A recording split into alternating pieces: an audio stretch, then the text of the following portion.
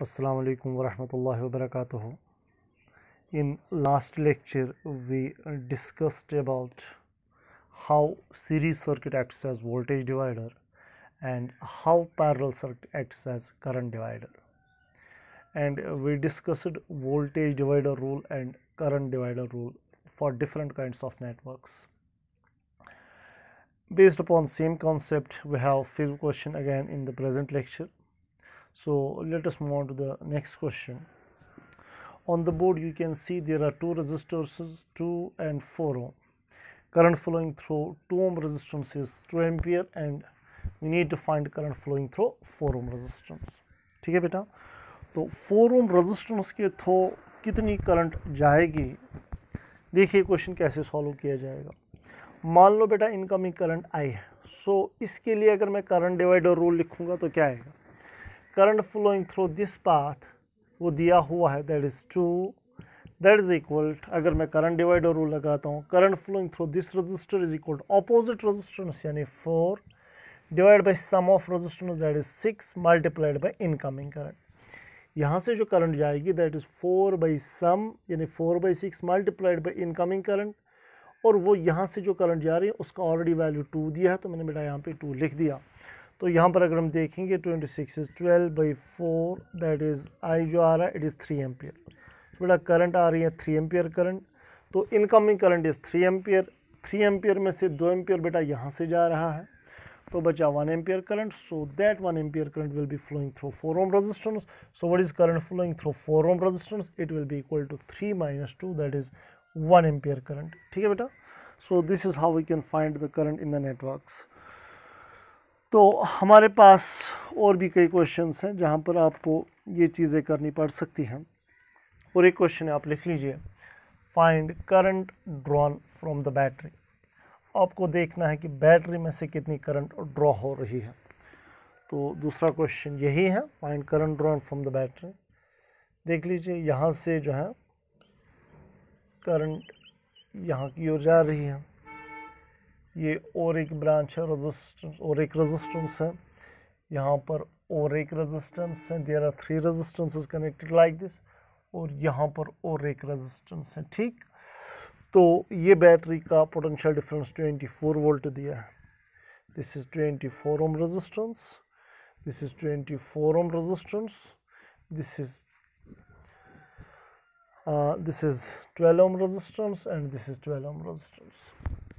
So we need to find the current drawn from the battery. So battery में से कितनी current निकलती है उसके लिए बेटा आपको इक्विवेलेंट रेजिस्टेंस की ज़रूरत पड़ती है, आपको इक्विवेलेंट रेजिस्टेंस निकालनी पड़ती है। So how can we find the equivalent resistance of the network?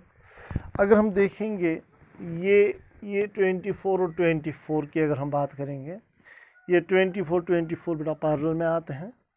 इसी तरह से इनफैक्ट ये तीनों पैरेलल में है, या आप कह सकते हैं चारों पैरेलल में। अब देख लीजिए सारे रेजिस्टर्स के स्टार्टिंग एंड्स कनेक्ट हो रहे हैं, लीविंग एंड्स का भी डायरेक्ट कनेक्शन हो रहा है, तो चारों के चारों रेजिस्टर्स किस में कनेक्टेड हैं, पैरेलल में। सो जो आप इक्विवेलेंट रेजिस्टेंस इनकी निकालेंगे, सो पैरेलल में what is 1/R equivalent is equal, that is equal to 1/24 plus 1/24 plus 1/12 plus 1/12। So 1/R equivalent किसके बराबर आएगी, दिस इज इक्वल बनेगा 1/24 प्लस 1/24 प्लस 2/24 प्लस 2/24। ठीक है बेटा, तो आएगा 2 plus 2 is 4 5 6 that means 6/24। So what is equivalent resistance equal 24/6 and that is 4 ohm। सो इसकी टोटल रेजिस्टेंस जो आ रही है वो 4 ohm आ रही है। So what is the amount of current drawn from the battery. So battery में से कितनी करंट निकलती है, that is potential difference by equivalent resistance. So what is potential difference, 24 volt. What is equivalent resistance, 4. So how much current is drawn from the battery, it is 6 ampere current which is drawn from the battery, और 6 ampere current जो निकलेगी वो बेटा 3 4 5 में divide हो जाएगी accordingly. ठीक, चलिए तो ये वाला क्वेश्चन अगर आप देखेंगे, हमें ये 6 और 12 ohm रेजिस्टर के थ्रू बेटा करंट ढूंढनी है। ठीक, तो कैसे क्वेश्चन किया जाए, हम लॉजिकली सोचेंगे, पहले हम निकालेंगे बैटरी में से कितनी करंट निकलती है। सो वो करंट फिर यहाँ जाएगी, यहाँ पर करंट डिवाइडर रूल लगेगा। तो पहले मुझे टोटल करंट मैं कैसे निकालूंगा, उसके लिए इक्विवेलेंट रेजिस्टेंस मुझे चाहिए, टोटल इक्विवेलेंट रेजिस्टेंस। ठीक है बेटा, सो ये दो पैरेलल में आते हैं, यानी 12 into 6 divide by 12 plus 6 that is equal 12 into 6 divide by 18, it is 6 into 1, 6 into 3, 3 into 4। सो इसकी इक्विवेलेंट रेजिस्टेंस बेटा आ रही है 4। ये 4 वो 4 और 2 सीरीज में हो गया, 4 4 हो गया 8, 8 और 2 हो गया 10, ठीक है। सो इक्विवेलेंट रेजिस्टेंस बेटा कितनी आ रही है, equivalent resistance is 10 ohm. So what is the amount of current drawn from the battery? So battery में से जो करंट निकलेगी that is 30 volt divide by equivalent resistance that is 10, ये 0 कटेगा, so 3 ampere current will be drawn from the battery, ठीक। So वो 3 ampere current बेटा यहाँ से जाएगी, वही यहाँ से जाएगी, यहाँ पर लेकिन डिवाइड हो जाएगी। Now can you find I1 and I2? Yes, I can definitely use current divider rule. What is I1? That is opposite resistance, यानी 12 divided by sum of these two resistances which are connected in parallel, यानी 12 plus 6 बेटा हो गया 18 multiplied by incoming current। incoming current कितनी आ रही है, 3 ampere. तो it is 3 into 1, 3 into 6 is 18, 6 into 1, 6 into 2. So what is I1? It is 2 ampere current. तो बेटा यहाँ से जो करंट जाएगी इट इज़ 2 एम्पियर। यहाँ से टोटल आ रही थी 3 एम्पियर, 3 में से 2 यहाँ से गया तो बचेगा 1 एम्पियर। सो I2 कितना होगा, I2 will be equal to 1 ampere, simple, ठीक है। तो यहाँ से हमने सीखा कि कैसे करंट डिवाइडर रूल आप यहाँ पर यूज़ कर रहे हैं।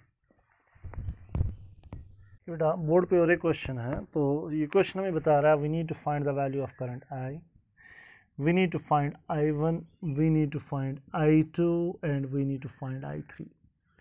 तो I निकालने के लिए पहले टोटल इक्विवेलेंट रेजिस्टेंस बेटा ढूंढेंगे, ठीक। तो मुझे बताइए ये तीनों आपस में पैरेलल में है, तो अगर मैं इन दो का पहले R इक्विवेलेंट ढूंढूंगा, product by sum, so it is R equivalent, R dash में इसको नाम दूंगा इन दो की equivalent resistance, it is 12 into 24 divide by 12 plus 24। So जब आप ये कैलकुलेट करेंगे it comes equal to 8। So ये 8 आ रहा है, ठीक है। इन दो की इक्विवेलेंट रेजिस्टेंस आ रही है 8। वो 8 और ये 8 भी पैरेलल में है, तो इक्विवेलेंट रेजिस्टेंस हो गया 4, ठीक। ये 2 वो 4 और ये 2 सीरीज में हो गया, यानी वो बन जाएगा 8। So it is current drawn. So और इक्विवेलेंट बेटा जो आ रहा है टोटल इक्विवेलेंट रेजिस्टेंस वो 8 आ रही है, ठीक। सो what is current drawn from the battery? Battery में से कितनी करंट निकलेगी, EMF यानी 48 divide by equivalent resistance that is 8। So 8 into 6 is 48. So 6 ampere current will be drawn from the battery.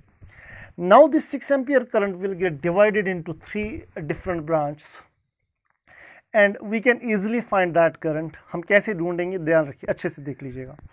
मुझे बताइए ये दो की इक्विवेलेंट रेजिस्टेंस कितनी है, 8, ये भी 8 है और ये टोटल भी 8 है। तो मैं क्या ऐसा कह सकता हूँ, ये मेरा नेटवर्क ऐसा था, ये 8 है और इन दो के बदले भी 8 ही है। इनकमिंग करंट बेटा कितनी आ रही है, यहाँ से कितनी करंट आ रही है, ये 6 एम्पियर। ये 6 एम्पियर के चूंकि ये भी 8 है ये भी 8 है, तो ये 6 एम्पियर के 2 इक्वल हिस्से हो जाएंगे बेटा। सो 6 एम्पियर के 2 इक्वल हिस्से हो जाएंगे, तो यहाँ से कितनी करंट जाएगी। अगर ये सेम रजिस्टर्स नहीं होते तो करंट डिवाइडर रोल करना था, चूंकि ये सेम रजिस्टर्स है तो करंट का इक्वल डिवीजन होगा, यानी यहाँ से 6 एम्पियर करंट जाएगी और यहाँ से भी 6 एम्पियर करंट जाएगी। So that mean definitely I1 पहले किसके बराबर आ रहा है, what is I1 equal, I1 बेटा आ रहा है 6 एम्पियर, सॉरी 3 एम्पियर, हाफ इसका, 6 का हाफ यहाँ से कितना जाएगा 3 एम्पियर, ठीक।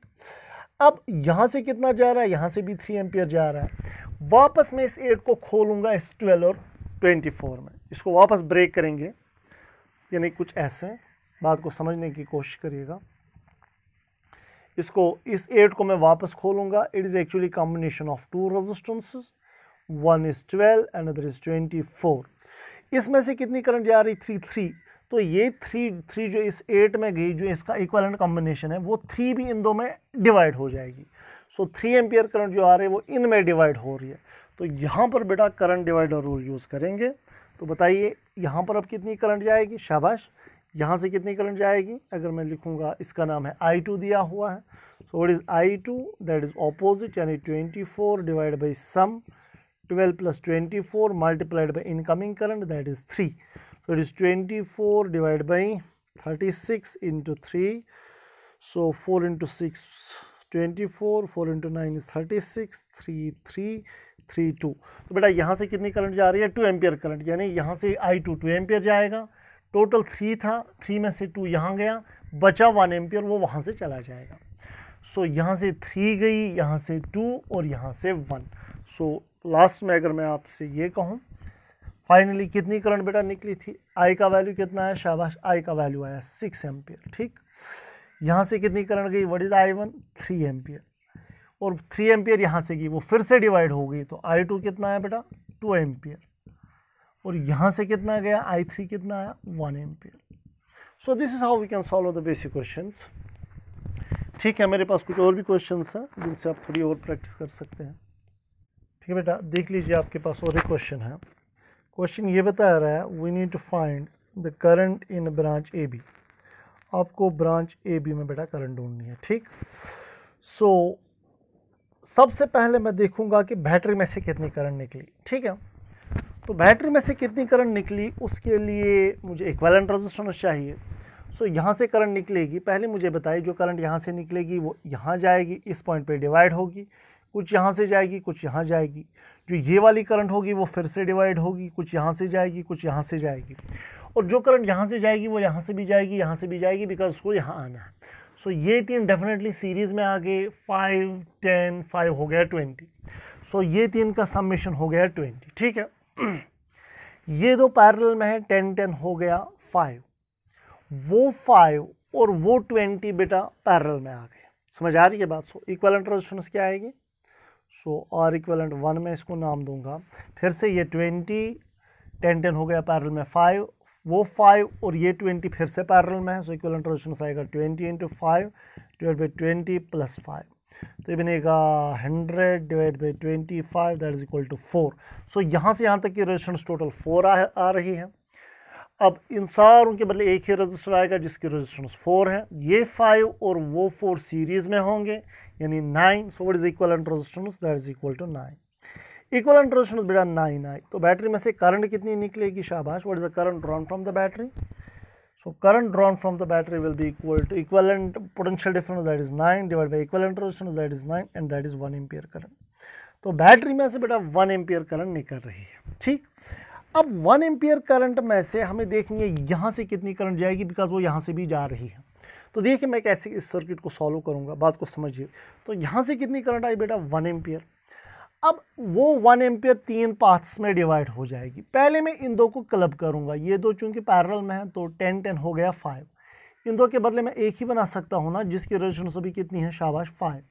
तो 5, ये तीन आपस में किस में, सीरीज में, तो इनके बदले भी एक ही रजिस्टर बनाएंगे, यानी वो 20 हुआ। ठीक है, तो मुझे बताइए अगर मैं इनके बदले एक ही रजिस्टर बनाऊंगा, यहाँ पे मैं बना रहा हूँ वो रजिस्टर बेटा 20 आ गया। अब मुझे बताइए ये 1 एम्पियर करंट का करंट डिवाइडर रूल, यहाँ पे जो यहाँ से 1 एम्पियर करंट निकली उसके लिए करंट डिवाइडर रूल लगाएंगे। तो बताइए मुझे चूंकि ये करंट ढूंढनी है, so what is current flowing through A B से कितनी करंट फ्लो होगी, opposite resistance, that is 5 divided by sum 20 plus 5, that is 25 multiplied by incoming current, and that is 1 ampere current. So 5 into 1, 5 into 5, so what is I equal to 1 by 5 ampere current will be flowing through branch AB. ठीक है बेटा, तो यहाँ पर मैं क्यों ऐसा कर रहा हूँ, मैं दो ही ब्रांच कोशिश कर रहा हूँ कि दो ही ब्रांच बने, उनके लिए करंट डिवाइडर रूल तो मेरा आसान है। इनफैक्ट मेरे पास 3 ब्रांच पैरेलल में थे, तो मैंने क्या किया, 2 को क्लब किया ताकि एक ही ब्रांच बनी, और ये ब्रांच पैरेलल में है, तो इसके लिए मैंने फिर यूज़ किया करंट डिवाइडर और रूल। ठीक है बेटा, आगे बढ़ेंगे। क्वेश्चन बहुत बेसिक है, we need to find current through each resistance. हर एक रेजिस्टेंस के थ्रू बेटा करंट ढूंढनी है। लेकिन अगर आप नज़र डालेंगे इस नेटवर्क की ओर, तो देखिए कुछ इंपॉर्टेंट पॉइंट सामने आ रहे हैं। क्योंकि सपोज़ ये बैटरी है, करंट जब निकलेगी इसके हिस्से हो जाएंगे, डिफरेंट पाथ से करंट जाएगी। अगर आप देखेंगे ये वाले पॉइंट पे क्या सारे रेजिस्टर्स के पॉइंट्स एंड्स कनेक्ट हो रहे, देखिए इसका एंड भी कनेक्ट हो रहा है, इसका भी कनेक्ट हो रहा है, इसका भी कनेक्ट हो रहा है, और इसका भी कनेक्ट हो रहा है। सो चारों रेजिस्टर्स के पॉइंट्स जो है वो कनेक्ट हो रहे हैं इस पॉइंट पे। इसी तरह से ये वाले पॉइंट पे चारों रेजिस्टर्स के पॉइंट्स कनेक्ट हो रहे हैं, शाबाश, ये वाला पॉइंट कनेक्ट हो रहा है, ये वाला एंड कनेक्ट हो रहा है, ये वाला एंड कनेक्ट हो रहा है, और ये वाला रिमेनिंग एंड भी कनेक्ट हो रहा है। सो सारे चारों रेजिस्टर्स के स्टार्टिंग पॉइंट्स भी कनेक्टेड है, लीविंग पॉइंट्स भी कनेक्टेड है आपस में। सो ये कौन सा कॉम्बिनेशन हो गया, पैरेलल कॉम्बिनेशन। तो बस क्वेश्चन हो गया सारा खत्म। तो ये बेटा 6 वोल्ट की बैटरी है। सो यहाँ से 4 रजिस्टर्स हैं जो कि आपस में पैरेलल में कनेक्टेड हैं। सो एक है 3, दूसरा है 6, 12, 6। अब आपको निकालनी आएगी करंट कितनी होगी हर एक में। सिंपल, हर एक के अक्रॉस 6 वोल्ट है बिकॉज ये सारा पैरेलल कॉम्बिनेशन है। सो इसके अक्रॉस भी 6 वोल्ट, इसके अक्रॉस भी 6, इसके अक्रॉस भी 6, इसके अक्रॉस भी 6। सो यहाँ से कितनी करंट होगी, यहाँ से कितनी, यहाँ से कितनी, यहाँ से कितनी। सिंपल। सो अगर ये I1 है, I2 है, I3 है, I4 है, तो I1 कितना आ जाएगा, पोटेंशियल डिफरेंस यानी 6/3। सो I1 होगा बेटा 6/3, that is equal to 2 ampere. शाबाश। I2 कितना होगा, 6/6, दैट इज 1 एम्पियर। I3 होगा 6/12, दैट इज 1/2। I4 होगा 6/6, दैट इज 1 एम्पियर। सिंपल। देखिए ये वाला क्वेश्चन जो है, ये वाले क्वेश्चन की अगर हम नज़र डालेंगे इस क्वेश्चन की ओर, ऐसे तो ये कुछ कॉम्प्लिकेटेड लग रहा है, लेकिन it is just simple question. देख लीजिए कैसे। मुझे आप एक बात बताइए, सबसे पहले ये दो बेटा सीरीज़ में है बिकॉज करंट जब यहाँ से निकलेगी यहाँ से जाएगी, यहाँ पे फिर डिवाइड हो जाएगी, दैट मीन्स यहाँ से जाएगी। ये तो डेफिनेटली सीरीज़ में हो गए। 3 और 1 हो गया 4। तो पहले मैं इन दो के बदले एक ही रजिस्टर बनाऊंगा बेटा जिसकी रेजिस्टेंस होगी 4। ठीक। अब देख लीजिए, बात को समझने की कोशिश करिए। इसका, इसका, इसका और इसका, चारों रजिस्टर्स के स्टार्टिंग पॉइंट्स देखिए कनेक्ट हो रहे हैं, कनेक्ट हो रहे हैं ना। इसका भी कनेक्ट, इसका भी डायरेक्ट कनेक्शन हो रहा है। अच्छा, इनकी जो लीविंग पॉइंट्स है ये और ये लिविंग पॉइंट्स भी कनेक्ट हो रहे हैं। दैट मीन्स ये चारों आपस में पैरेलल में है। बात होगी, क्वेश्चन खत्म हो गया। क्वेश्चन इसी के साथ देख लीजिए, हमारे पास ये रेजिस्टेंस है, ये वाला रेजिस्टेंस है, और वो 4 रेजिस्टर्स पैरेलल में है। 1 2 3 4। ठीक है ना। ये कितना है, ये 4 है, ये 8 है, ये 16 है, ये 16 है। क्वेश्चन की सीक्वेंस ज़रा देख लीजिए, बहुत सिंपल। 24। सबसे पहले मैं देखना है यहाँ से करंट कितनी निकलेगी, उसके लिए इक्विवेलेंट रेजिस्टेंस चाहिए। 16 पैरेलल में कितना हो गया, 8। वो 8 और ये 8 पैरेलल में कितना हो गया, 4। वो 4 और ये 4 पैरेलल में कितना हो गया, 2। वो 2 और ये 2 पैरेलल में कितना हो गया, 1। दैट मीन्स ये नेटवर्क सारा ख़त्म हो गया। ये 5 है और इन 4 सारों के बदले एक रजिस्टर है जिसकी रेजिस्टेंस कितनी है, 1 ओम। So it is 24। अब ये दो सीरीज़ में 5 और 1 हो गया 6। So equivalent resistance is 6। So what is current drawn from the cell, 24 by equivalent resistance यानी 24/6, that is 4 ampere current. So this is the amount of current drawn from the cell. अब ये current जो है ये divide हो जाएगी। Simple. तो अगर हम देखेंगे, बात को समझने की कोशिश करिएगा, अच्छे से देख लीजिए। मुझे एक तो I0 निकला और मुझे इन दो पॉइंट्स के बीच में पोटेंशियल डिफरेंस चाहिए। ये दो पॉइंट्स कौन से पॉइंट्स हैं, ये तो ये वाले पॉइंट्स भी हैं, ये वाले भी हैं, ये वाले भी हैं, ये वाले, बिकॉज ये सारे तो पैरेलल में है ना। या ये 1 2 3 4 5 ये 5 रजिस्टर्स पैरेलल में है। सो हर एक के अक्रॉस पोटेंशियल डिफरेंस सेम होगा और वही Vx माइनस Vy यानी पोटेंशियल डिफरेंस हुआ। सो इसके अक्रॉस किसी भी रजिस्टर के अक्रॉस पोटेंशियल डिफरेंस ढूंढ लीजिए, वही होगा Vx माइनस Vy। तो बात को समझने की कोशिश करिए। ये जो नेटवर्क हमारा बन गया, ये कितना है, 5। ठीक है, ये कितना है, 1। क्योंकि ये सीरीज सर्किट है, ये 24 वोल्ट डिवाइड हो जाएगा इसमें। या तो आप ऐसे कर सकते हैं, या तो डायरेक्टली आप कर सकते हैं। करंट कितनी है, 4। इसमें कितना वोल्टेज होगा, IR यानी 4 × 5 I × R हो गया 20। दैट इज इसके अक्रॉस इसमें कितना वोल्टेज ड्रॉप हो गया, 20। 24 में से 20 यहाँ ड्रॉप हो गया, बचा कितना, 4, वो इसके अक्रॉस होगा। और वो इसी 1 के अक्रॉस नहीं होगा, वो यहाँ पे कितना ड्रॉप हो गया बेटा, 5 में कितना ड्रॉप हो गया, 20। बचा कितना, 4। वो 4 हर एक के अक्रॉस होगा बिकॉज ये सारे पैरेलल में कनेक्टेड है। सो हर एक के अक्रॉस वोल्टेज कितना होगा, 4 वोल्ट, और वही Vx माइनस Vy होगा। So what is Vx minus Vy, it is 4 volt. Simple. So इसलिए यहाँ पर एक नोट पॉइंट सामने आ रहा है कि अगर आपके पास बहुत सारे पैरेलल में रजिस्टर्स हैं और यहाँ पे एक रजिस्टर है, इस बैटरी का जो वोल्टेज यहाँ पे ड्रॉप होगा, बाकी जो बचेगा वो हर एक के अक्रॉस होगा बिकॉज ये सारे किसमें कनेक्टेड है, पैरेलल में कनेक्टेड है। ठीक है ना। कैसे करेंगे question, point current in 6 ohm resistance and potential difference between the points A and B। 6 ohm resistor के थ्रू बेटा आपको करंट ढूंढनी है यहाँ से। तो देखिए मैं हिंट दूंगा, ये खुद आप ही क्वेश्चन करेंगे।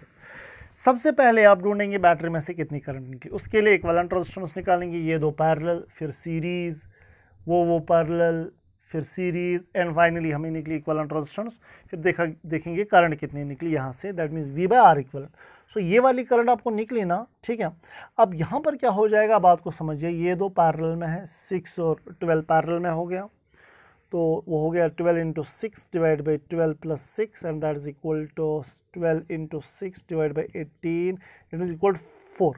ये 4 आ रहा है। इन दो का पैरेलल रेजिस्टेंस जो इक्विवेलेंट रेजिस्टेंस आ रही है वो 4 आ रही है। ये 4 और वो 4 बेटा सीरीज में हो गया 8। ये भी 8 है, ये भी 8 है। जो यहाँ से करंट निकली उसका फिर इक्वल डिवीजन हो जाएगा यहाँ से और यहाँ से, और जो अब करंट यहाँ से जाएगी उसका फिर से करंट डिवाइडर रूल आप यहाँ पर लगाएंगे, फिर से निकलेगा आपको यहाँ से कितनी करंट निकली। ये वाला पार्ट तो हो गया। और हमें क्या ढूंढना है, potential difference between A and B. इन दो पॉइंट्स के बीच में पोटेंशियल डिफरेंस ढूंढना है। अभी आपने देखा यहाँ से कितनी करंट निकली, फिर वो करंट इक्वली डिवाइड होगी, और जो करंट यहाँ से जाएगी वो current multiplied by this resistance, this will be equal to potential difference between the points A and B. समझ आ रही है बात? सिंपल, कोई कंफ्यूजन की बात नहीं है, सारा सिंपल है, ठीक है ना। तो आगे बढ़ेंगे। तो एक छोटा सा टॉपिक है बेटा आपके पास, internal resistance of a cell. ये बोर्ड एग्जाम में भी आता है। What is internal resistance? Internal resistance का मतलब क्या है? हमारे पास जो सेल होती है बेटा, हमारे पास जो सेल होती है, इलेक्ट्रोलाइटिक सेल जो हमारे पास होती है, इसमें एक तो इलेक्ट्रोलाइट होता है और 2 इलेक्ट्रोड्स होते हैं, ठीक है बेटा, 2 इलेक्ट्रोड्स होते हैं, और एक इलेक्ट्रोड पॉजिटिव होता है, दूसरा नेगेटिव होता है। जब हम इस इलेक्ट्रोड को इन 2 इलेक्ट्रोड्स को कनेक्ट करते हैं किसी एक्सटर्नल रेजिस्टेंस के साथ, तो करंट फ्लो होनी स्टार्ट होती है। लेकिन करंट न सिर्फ एक्सटर्नल रेजिस्टर के थ्रू फ्लो होती है, इस इलेक्ट्रोलाइट के थ्रू भी फ्लो होती है। और करंट को इलेक्ट्रोलाइट के थ्रू जब करंट फ्लो होती है इलेक्ट्रोलाइट के थ्रू फ्लो होने में भी इसको कुछ रेजिस्टेंस फेस करनी पड़ती है।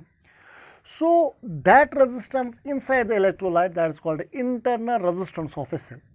So it is defined, अब लिखे, it is defined as the resistance offered to the flow of current within the cell. इसको कहते हैं क्या? internal resistance। सेल के अंदर इलेक्ट्रोलाइट में रेजिस्टेंस जो करंट को फेस करनी पड़ी उसको हम कहते हैं क्या? Internal resistance. एग्जाम में आता है ये किन फैक्टर्स पे डिपेंड करती है इंटरनल रेजिस्टेंस। तो पहला फैक्टर जो हमारा है जिस पे इंटरनल रेजिस्टेंस डिपेंड करती है उसको हम कहते हैं कंसंट्रेशन ऑफ इलेक्ट्रोलाइट। आप ये लिखिए, ऊपर हेडिंग लिख लीजिएगा टॉपिक का नाम, concentration factors affecting the internal resistance. फिर पहला फैक्टर अंडरलाइन करेंगे, concentration of electrolyte, concentration of electrolyte, ठीक है ना। सो जितनी ज़्यादा कंसंट्रेशन होगी उतनी ही ज़्यादा इंटरनल रेजिस्टेंस होगी। जितनी ज़्यादा कंसंट्रेशन का मतलब जितना ज़्यादा सॉल्यूट जो मिला हुआ होगा सॉल्वेंट में, तो जितना ज़्यादा सॉल्यूट इसमें होगा तो कंसंट्रेटेड सॉल्यूशन जितना ज़्यादा होगा उतनी ही ज़्यादा करंट को जो है आयंस को मोमेंट में थोड़ा हिंड्रेंस आएगा, सो उतनी इंटरनल रेजिस्टेंस ज़्यादा होगी। तो आप इसमें पॉइंट में लिख लीजिए, greater the concentration of electrolyte greater will be the internal resistance, ठीक। फिर दूसरा पॉइंट लिखेंगे, distance between electrodes, distance between electrodes, ये दूसरा पॉइंट लिखेंगे जिस पे इंटरनल रेजिस्टेंस बेटा डिपेंड करती है। So distance also depends upon the distance between the electrodes. So जितनी ज़्यादा डिस्टेंस होगी इलेक्ट्रोड्स के बीच में उतना ज़्यादा पाथ ट्रैवल करना पड़ेगा एक आयन को जो करंट कॉन्स्टिट्यूट कर रहा है, तो अकॉर्डिंगली रेजिस्टेंस भी जितना ज़्यादा लंबा पाथ होगा रेजिस्टेंस उतनी ही ज़्यादा होगी। सो आप इसमें ये पॉइंट में लिखेंगे, शाबाश, larger the distance between the electrodes greater will be the internal resistance, ठीक। तो ये दूसरा पॉइंट हुआ। तीसरा पॉइंट जिस पे इंटरनल रेजिस्टेंस डिपेंड करते हैं that is area of electrodes, area of electrodes, ये आप अंडरलाइन ये लिखिए आप लोग, ये तीनों पॉइंट्स। सो जितना ज़्यादा आपने पढ़ा है resistance equal to rho L by, ये कुछ ऐसा ही है, जितनी ज़्यादा लेंथ होगी इलेक्ट्रोड्स के बीच में, जितनी ज़्यादा लेंथ होगी रेजिस्टेंस ज़्यादा होगी। और एरिया के बारे में जब हम कमेंट करेंगे, जितना ज़्यादा एरिया होगा इन इलेक्ट्रोड्स का, जितना एरिया, ये प्लेट्स होते हैं बेसिकली, दीज आर प्लेट्स, जितना इनका एरिया ऑफ क्रॉस सेक्शन ज़्यादा होगा उतनी ही रेजिस्टेंस क्या होगी? कम। तो इस पॉइंट में आप क्या लिखेंगे, larger the area of electrodes greater will be the lesser will be the internal resistance. समझ आ रही है बात? सो जितना ज़्यादा एरिया होगा उतनी कम होगी इंटरनल रेजिस्टेंस। तो फिलहाल अभी मैंने आपको बताया कि what is internal resistance, and what are the various factors upon which the internal resistance depends. So actually next lecture जो हम start करेंगे उस lecture में देखेंगे कि ये internal resistance का पूरा चक्कर क्या है, सर्किट्स में internal resistance में कितना वोल्टेज ड्रॉप होता है, कैसे वो चीज़ें निकालते हैं, इंशाल्लाह वो नेक्स्ट लेक्चर में दिखाएंगे. Thank you very much.